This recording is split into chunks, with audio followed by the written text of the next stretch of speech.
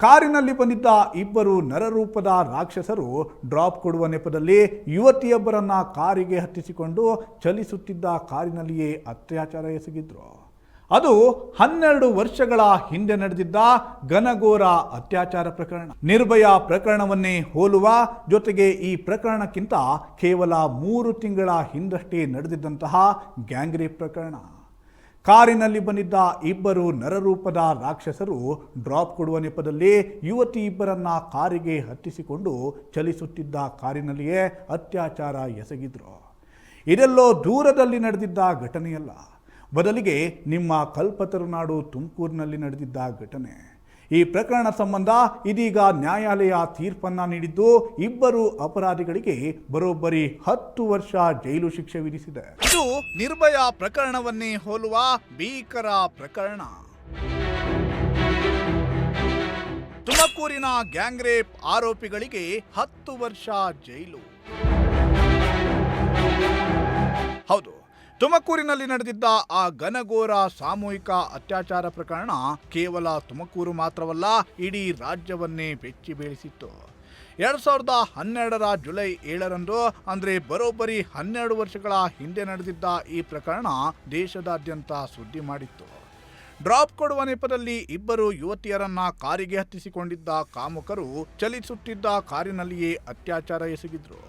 ಈ ಕಿರಾತಕರ ವಿರುದ್ಧ ಇದೀಗ ಆರೋಪ ಸಾಬೀತಾಗಿದ್ದು ಇಬ್ಬರು ಅಪರಾಧಿಗಳಿಗೆ ಕಠಿಣ ಶಿಕ್ಷೆ ವಿಧಿಸಿ ನ್ಯಾಯಾಲಯ ತೀರ್ಪು ನೀಡಿದೆ.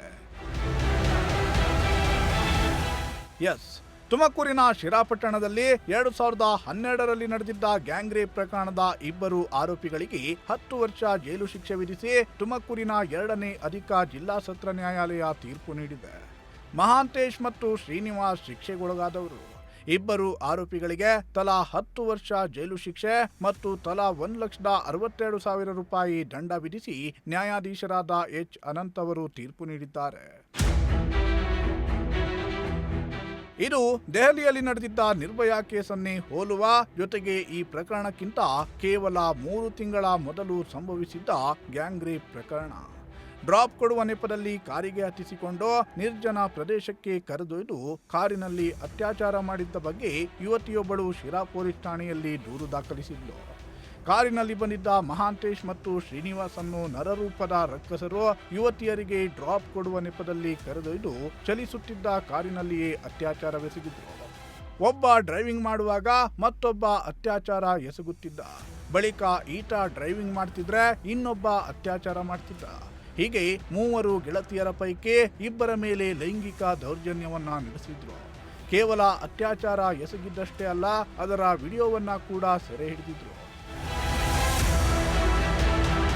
ತನ್ನ ಮೇಲೆ ಅತ್ಯಾಚಾರ ನಡೆದಿದೆ ಎಂದು ಆರೋಪಿಸಿ ಓರ್ವ ಯುವತಿ ಶಿರಾ ಪೊಲೀಸ್ ಠಾಣೆಯಲ್ಲಿ ಈ ಬಗ್ಗೆ ದೂರನ್ನ ನೀಡಿದ್ರು.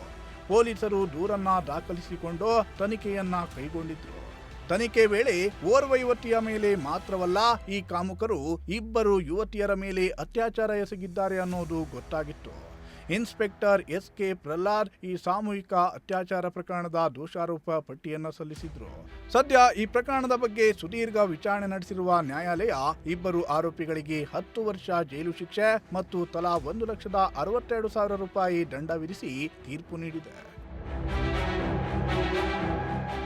ಸರ್ಕಾರಿ ಅಭಿಯೋಜಕಿ ವಿ.ಎ. ಕವಿತಾ ವಾದವನ್ನ ಮಂಡನೆ ಮಾಡಿದ್ರು.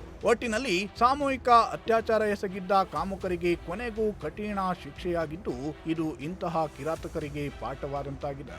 Bureau report, Prajashakti TV.